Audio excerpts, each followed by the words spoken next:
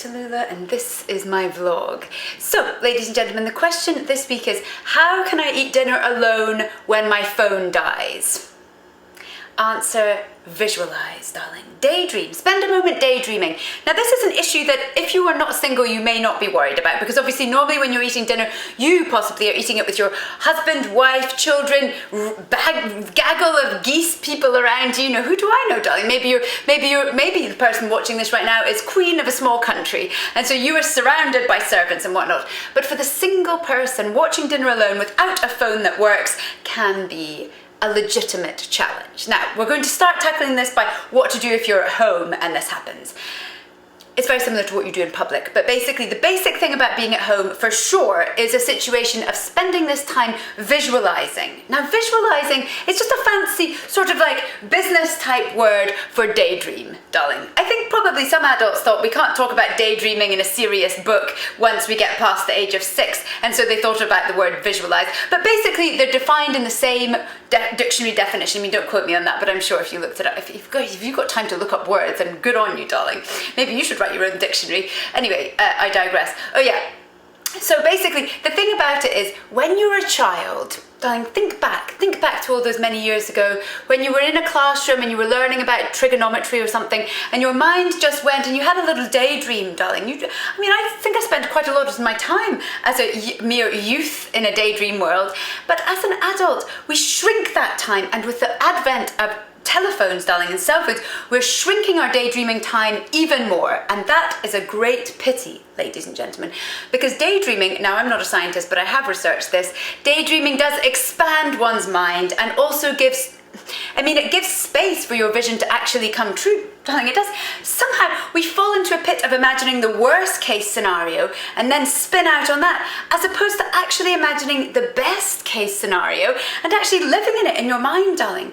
And when you are eating alone, that is the perfect time to indulge in that, to think whatever you wish that you could be sitting there having your bit of pork pie thinking, oh yes, here I am on my balcony looking at Mount Vesuvius, thinking about when Pompeii went down. I mean, obviously you don't want to take the dark track, go down a dark path too much, but just have a little thought for, other things when you're eating.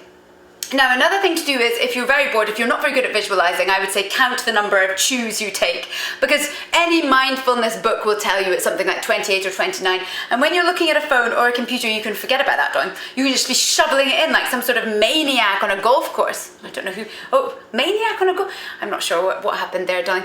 Maniac in a, just a maniac doing whatever maniacs do, something manic.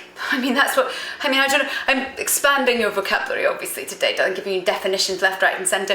But the point is, you could count the number of bites, visualize your best life. Now, if you happen to be outside of your house and your phone dies when you're having a meal, maybe you're in Whole Foods, maybe you're at a restaurant and you have no distraction, that can be quite disarming. Suddenly you are totally by yourself. There's no screen, there's no social etiquette, you are just there, vulnerable and open, like an alarming little bit of flotsam in the ocean. Oh, if there's any poetry publications watching this, I might give you my anthology for the right price.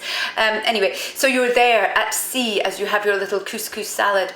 Well, darling, that can disarm people. I will tell you, that is like, people probably will stop and stare and question you about, are you all right? Are you deep in thought? Are you drugged? Has somebody poisoned you? Are you like the malicious evidence bit of some, Russian spy trying to are you in your last throes? No, that's because it is so odd now to be anywhere public relaxing without a screen in front of you. People can't handle it, but I say, let them not handle it, darling. Wouldn't you rather be a Ming vase than a simple bowl from IKEA at the end of the day? You want to be an object of curiosity, and how sad it is, darling, that we are closing off any encounter we could have by essentially just closing down with a screen in front of us.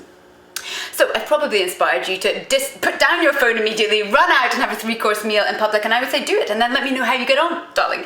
Now, I just need to look down at my notes. I was so excited I forgot actually what the sandwich is. Now, the sandwich I'm going to prescribe to you is a prawn sandwich. Seafood sandwiches are very good for your health. If anyone here is from Holland, you will know all about this, but anyone that's not from Holland, I would suggest, the thing about seafood is it's got a multitude of vitamins. Is that because we used to swim in the sea? I don't know. Aphrodite. Maybe if you happen to be some kind of Greek goddess, maybe you're at one with the sea.